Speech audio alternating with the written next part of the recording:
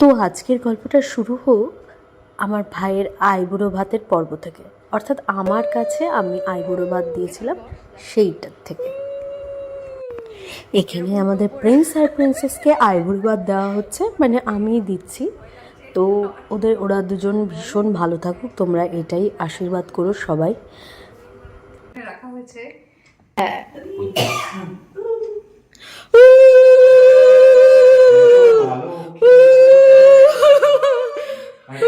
আমারই ঘরে থেকেও আলো করে, হ্যাঁ, শঙ্খ বাজিয়ে মাকে ঘরে এনেছি সুগন্ধি। এটা যখন আসবে তখন, এটা এখন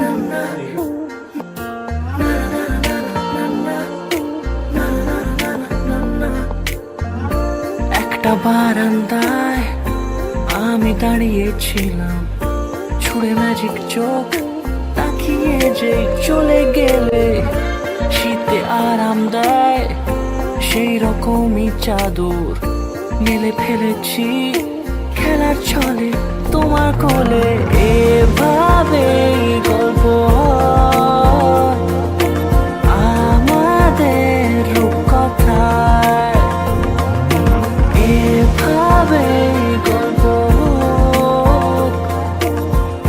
আমাদের বিরিয়ানি। এই হচ্ছে আমার বাবার বাড়ি, আর আমার এই বাবার বাড়িটা আজকে ঝলমল করে সেজে উঠেছে তার একটাই কারণ, আমার ভাইয়ের আজকে রেজিস্ট্রি ম্যারেজ এবং তার দুদিন পরেই কিন্তু বিয়ে। তো বিয়েতে জয়েন করার জন্য যখন ইউকে থেকে চলে এসেছি এত দূর থেকে, তো সেইগুলো তো সমস্ত কিছু তোমাদের সাথে শেয়ার করবই। এই হচ্ছে আজকে আমার লুক, আর সবাইকে দেখাচ্ছি আজকে এই এনগেজমেন্ট সেরিমনিতে কী কী হচ্ছে। বাবা তুমি বলো যে এরকম ছেলে বৌমার এনগেজমেন্ট হচ্ছে, এরকম এক্সপিরিয়েন্স বলো, দুজনেই বলো। দারুণ দারুণ দারুণ। আর এটা হচ্ছে দেবপ্রিয়ার মা। তো কেমন বলো, কেমন লাগছে এবার, কি মনে হচ্ছে? সেটা হচ্ছে খুব ভালো লাগছে। আচ্ছা ব্রাইড, হ্যাঁ সে হাই প্লিজ। আজকে আমার এনগেজমেন্ট। ওকে আচ্ছা, ব্রাইডের দিদি হ্যালো। ওকে সবসময় তার মুখে একটু হাসি থাকছে, বুটার একটু হাই বল একটু।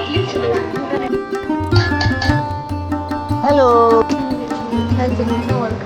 আর এটা হচ্ছে ফ্রেন্ড সপ্তর্ষির ওয়াইফ, রাইট? আর আয়ুষ, আয়ুষের পরিচয়টা একটু, আয়ুষের একটু ইন্ট্রোডাকশনটা দেখি। আয়ুষ হচ্ছে আমার অনেক ছোটবেলার বন্ধু। কেমন লাগছে? ভীষণ ভালো লাগছে, খুব ভালো। Thank you, thank you. কেমন লাগছে এখানে এসে? তুমি বলো কেমন লাগছে?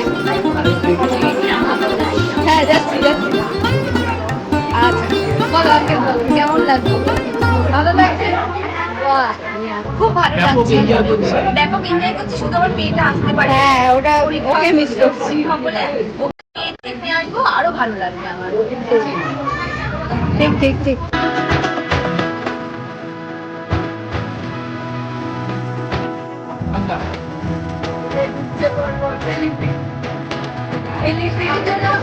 সবাই আর তারাও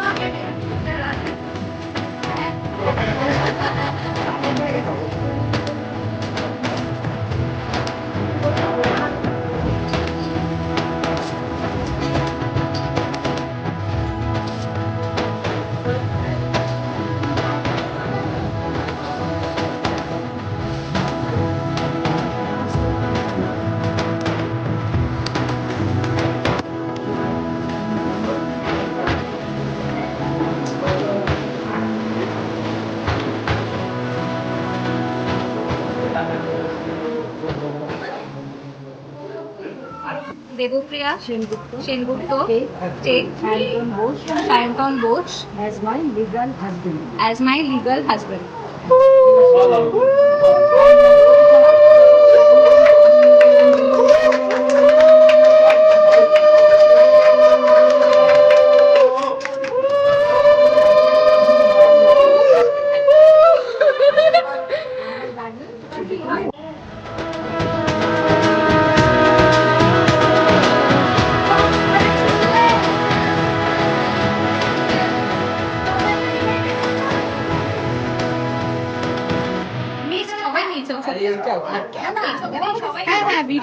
ছবি আছে আর কিছু তো। চলো এবার কেকটা কাটো, কেকটা কাটো। আরে দাঁড়া, পাশাপাশি দাঁড়া, এ কি এত দূরে কেন? চলো এবার কেকটা কাটো, সবাই হাত তালিয়ে একটা জোরে কংগ্রাচুলেশন।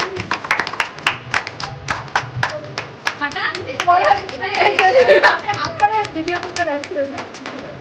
চলো এবার খাইয়ে দে, বস একটা বাইট, ছোট্ট বাইট।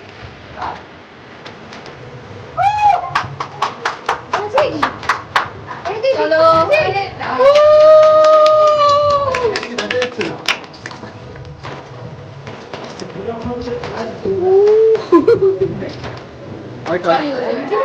এই আস্তে আস্তে ওর মধ্যে টানাটানি করিস না।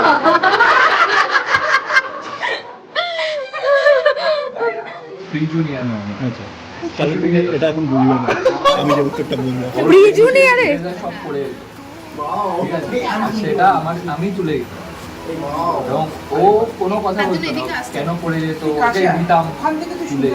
ওর কোনো দুঃখ হচ্ছে না। আমার একটা মানে প্রবলেম ছিল ছোটবেলায় যে আমার কিছু হারিয়ে গেলে, মানে ইরেজার পেন্সিল কিছু যদি হারিয়ে যায় আমার খুব অসুবিধা হতো, মানে আমার ওটা হারাম হয়ে যাবে। ওর যে পড়ে যেত জিনিসপত্র আমি ওকে তুলে দিতাম, ও খালি স্মাইল করতো। এটা ভিডিও করা উচিত, এটা ডেফিনেটলি ভিডিও করা উচিত। রিয়েলি मतलब আলা বলো এবার। আমার জিনিসটা খুবই রিয়েলিস্টিকই বলতে পারো। হ্যাঁ, ওই ছোটবেলার কথা আমার কিছু মনে নেই। তো আমি ক্লাস 6-এ ওকে প্রথমবার দেখেছিলাম মনোরঞ্জন স্যারের কোচিংয়ে। তো ও ছিল একমাত্র ছেলে যে আমার হাইটের, আমি খুব লম্বা ছিলাম। তো ও একমাত্র ছেলে ছিল যে আমার হাইটের, আর ওর হাসিটা আমার খুব ভালো লাগতো, ওর গালে টোল পড়ে, তো সেটা আমার খুব ভালো লাগতো।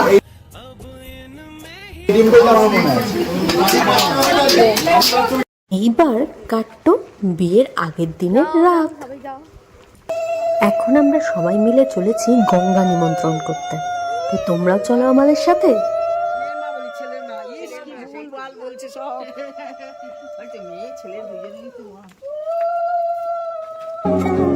আর এই হচ্ছে বিয়ের আগের দিনের রাতের লুক। আমার কেমন লাগছে তোমরা কিন্তু ডেফিনেটলি আমাকে জানাবে।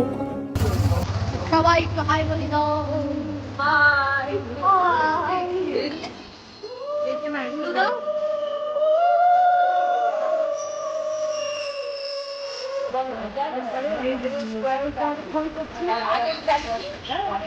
তারপরে বলবি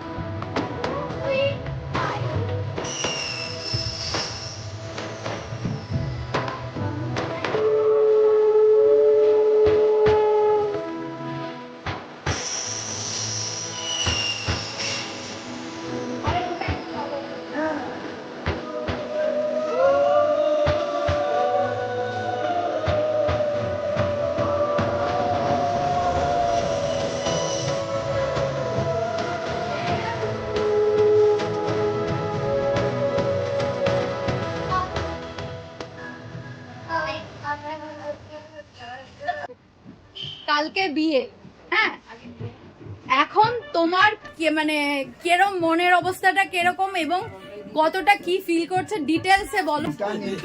অত্যাচার কোনোদিন জোরে জোরে জোরে। ভুটান অত্যাচার করেনি কোনোদিন, হ্যাঁ। কিন্তু ওর জন্য অনেক দৌড়াতে হয়েছে আমাকে, আচ্ছা সেটা কিভাবে অনেক একটু। দৌড়াতে হয়েছে, আচ্ছা ভুটান একজন যখন বলবে তুই আবার এখন তার মাঝখানে ইন্টারফেয়ার অনেক দৌড়াতে মানে বিভিন্ন জায়গায় ওর সেটেলমেন্টের জন্য। লাস্টলি নাগপুরে সেটেলমেন্টটা হয়েছে, নাগপুর থেকে পড়াশোনাটা ও করেছে, ওই অবধি আমার ছিল। তারপরে আমি আর ওকে সাপোর্ট দিতে হয়নি, একটু ও নিজেই দাঁড়িয়ে। আচ্ছা সেটা তো হয়েছে ছোট থেকে, ঠিক আছে, এত ঠিক আছে, বড় হয়েছে। এর পরবর্তীকালে ভুটানের কালকে বিয়ে হচ্ছে, এইটা নিয়ে তোমার কি মানে কিরকম মনের অবস্থা কি? মনে অবস্থা মানে ওটা থাকবে না, হ্যাঁ। দুদিন আনন্দ করবো ওদের নিয়ে, হ্যাঁ তারপরে তো ওরা চলে যাবে। ও অ্যাওয়ার্ডগুলো আমরা মিস করেছি, আমরা পৌঁছতে পারিনি বম্বেতে। ও যে রাজ্যপালের থেকে প্রাইজ নিল, তারপরে সাংবাদিক সম্মেলন করলো, এগুলোতে আমরা তো পৌঁছতে পারিনি। এটা ওই টিভি সেটা তোমার মোবাইল খারাপ থেকে লাগার জায়গা। এটা আমাদের খুব খারাপ টিভিতে লাগে, আর মোবাইলেই দেখেছো। কেউ আমরা পৌঁছতে পারিনি। বাবা খুবই জ্বালিয়েছে সারা জীবন। কিভাবে কিভাবে বিভিন্ন ভাবে সবকিছু ভুলে যায় এখন, এখন তো অন্য ব্যাপার। শুধু জ্বালিয়েছে আর কিছু? না, একটা শুধু মানুষের জ্বালিয়েছে। ভালো খারাপ সব থাকে, ভালোটা বল।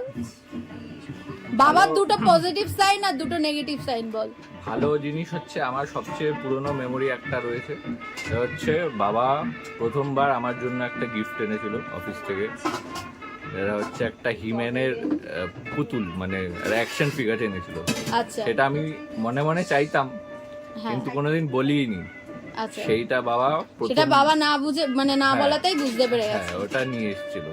আচ্ছা। এবং যখন যা দরকার হয়েছে, যখন যা চেয়েছি সব পেয়েছিস। সব কষ্ট করে এনে দিয়েছে, এটা সেইটার জন্য আমি অনেক কৃতজ্ঞ। এই হলো আমার এক দাদা, আমি তো গোড়াদা বলে ডাকি। আনন্দ লাগছে এবং ও যে অ্যাওয়ার্ডগুলো পেয়েছে এটা আমি খুব গর্বিত।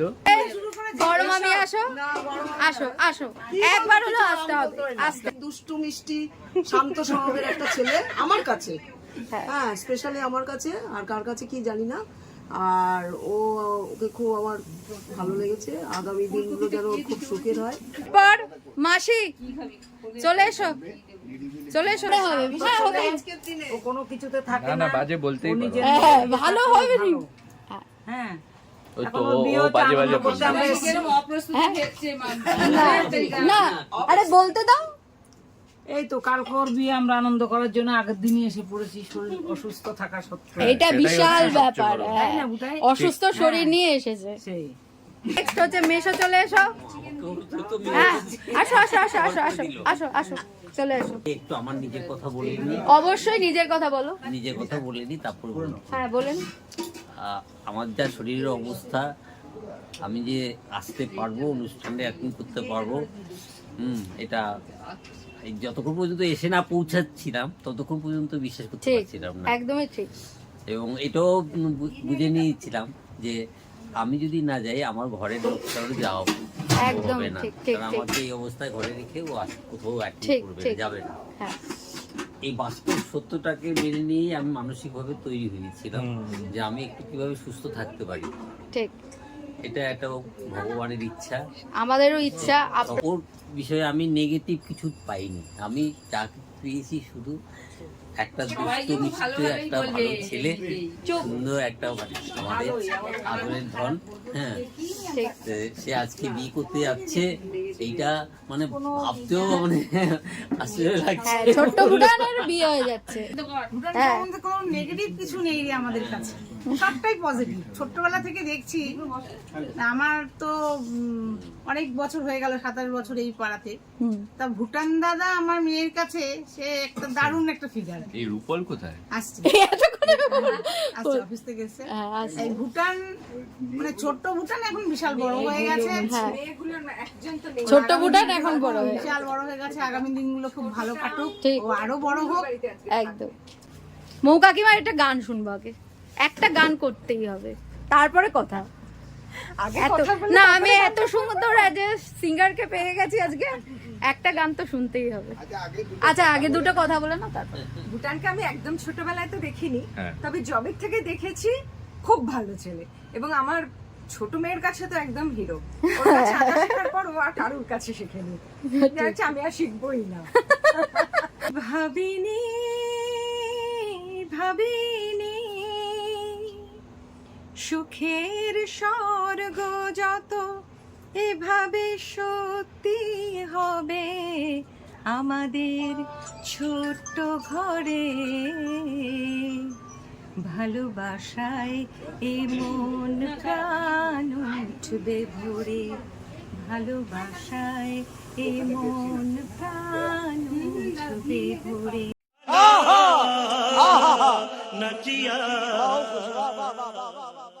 গানের খুব প্রিয় বন্ধু মানে সম্পর্কে মানে আমাকে যেটা আমরা জানি না, এমন কিছু জানি না যেটা, সেটা বলতে পারো। তোমরা যেগুলো জানো না সেগুলো জানানো যাবে না। ও আচ্ছা, তাহলে ঠিক আছে। তো ভুটানের সম্পর্কে বলতে গেলে তো উপন্যাস লিখে ফেলতে হবে। আচ্ছা, ভুটান কেন? তুই তো ভুটান বলে চিনিস হ্যাঁ, না। মানে সায়ন্তনের সম্পর্কে যাই হোক, এই ভুটান বললেই বা অসুবিধা কি প্রথম আছে? স্মৃতি বা সেটা হচ্ছে যে আমাদের একটা আঁকার প্রতিযোগিতা হয়েছিল স্কুল থেকে। এটা এর মানে ইন্টার স্কুল কম্পিটিশন ছিল, সম্ভবত চিলড্রেন্স মিউজিয়ামে, নেহরু চিলড্রেন্স মিউজিয়াম। তো সেখানে একটা এরকম ওপেন বসে আঁকা প্রতিযোগিতা 4 হবে, 2-3 হবে বা 3-4 হবে, মর্নিংয়ে মানে প্রাইমারি।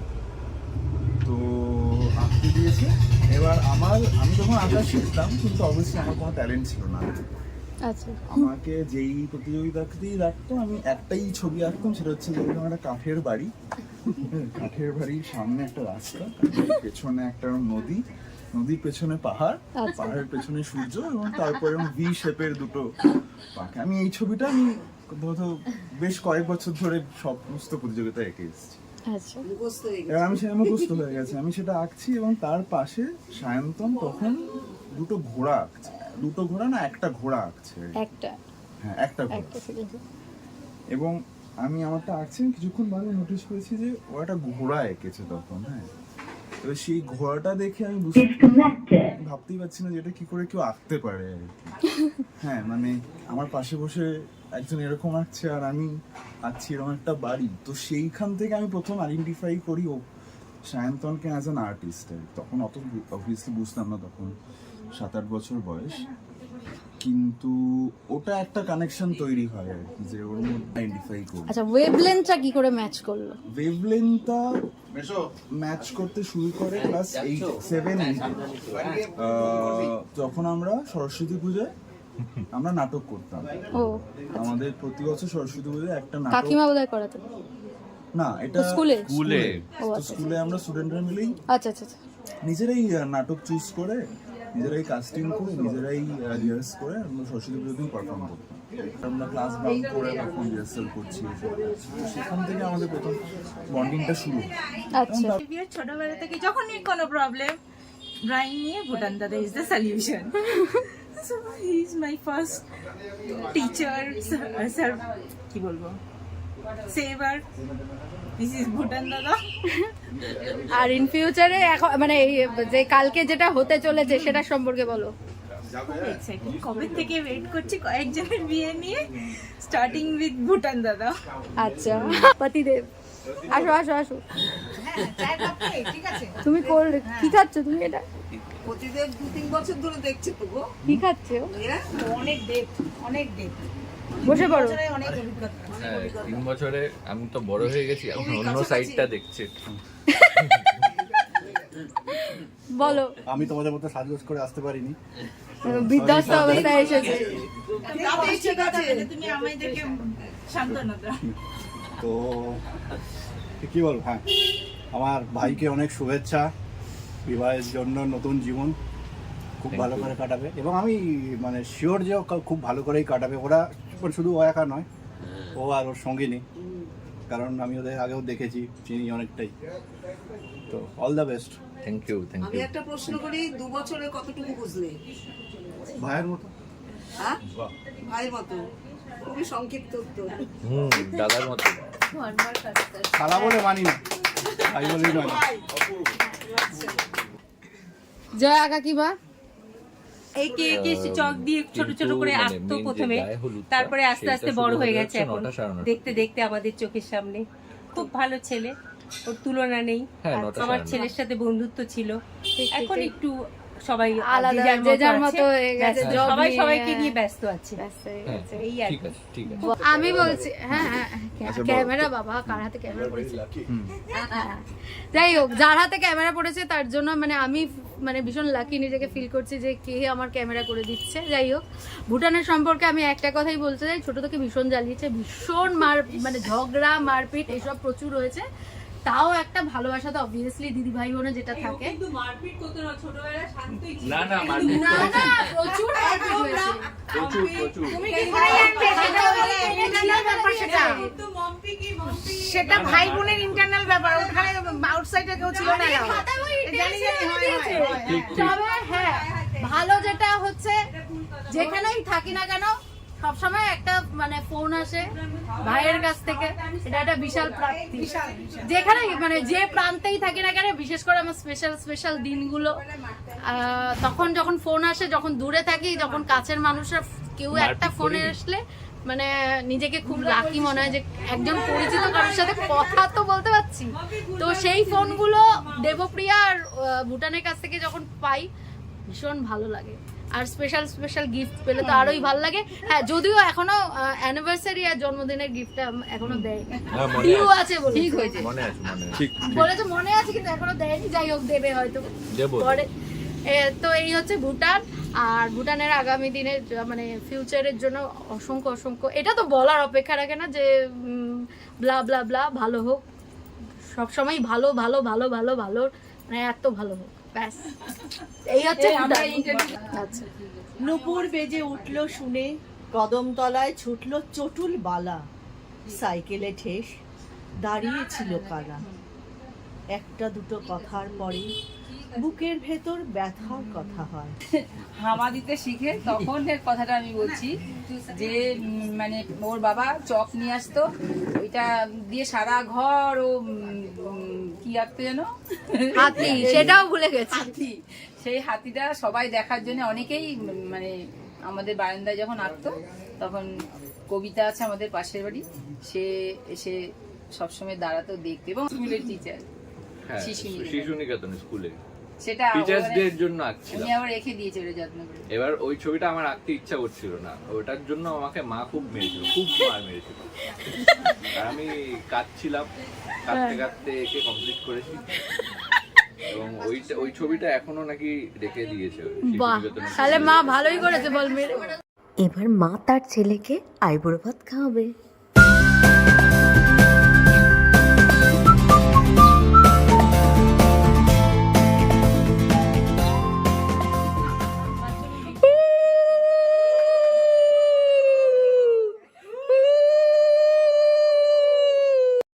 কাট্টু আমরা চলে এসেছি সকালের দই খই খাওয়াতে। সে এক বিশাল হ্যাপা, কারণ কারুর ঘুম ভাঙছিল না, সবাই ভীষণ টায়ার্ড ছিল। এই দেখো হ্যাঁ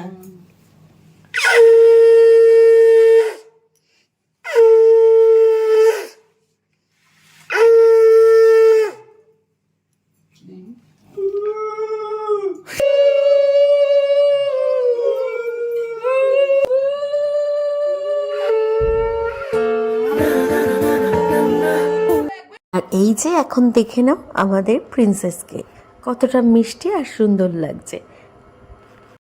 এটা হচ্ছে ওর হেলদি লুক। ওর বাড়িতে যখন আমরা তক্ত নিয়ে গেছিলাম তখনকার একটা ছোট্ট করে ভিডিও আমি ঝটপট তুলে নিই।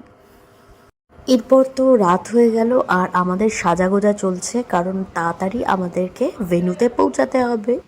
বিয়ে কিন্তু হয়েছিল গোধূলি লগ্নে। আর এদিকে আমার ছোট মামি আর দেবপ্রিয়ার জেঠু দুজনে মিলে আমার ভাইকে নিয়ে যাচ্ছে বিয়ের আসরে। আর সঙ্গে তো অবশ্যই আমার বর বসাই রয়েছে সব সময়ের জন্য।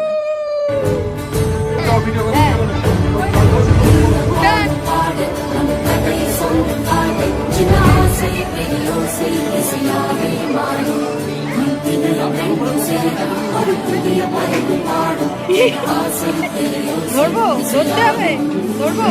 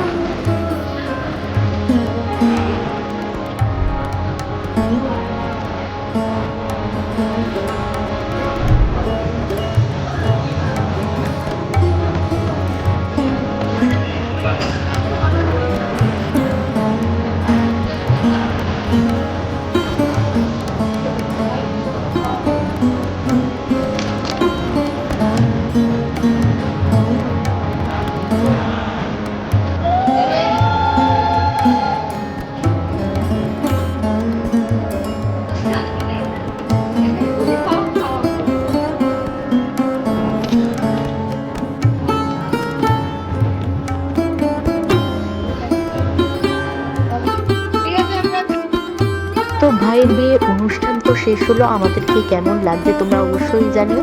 এরপর কিন্তু আরো অনেক কিছু আছে, যেমন বধূবরণ, হাত কাপড় থেকে শুরু করে রিসেপশন, সবটাই তোমাদের সাথে শেয়ার করব। দেখা হচ্ছে নেক্সট ভিডিওতে এইগুলোর সাথে, নতুন কিছুর সাথে। আপাতত বাই।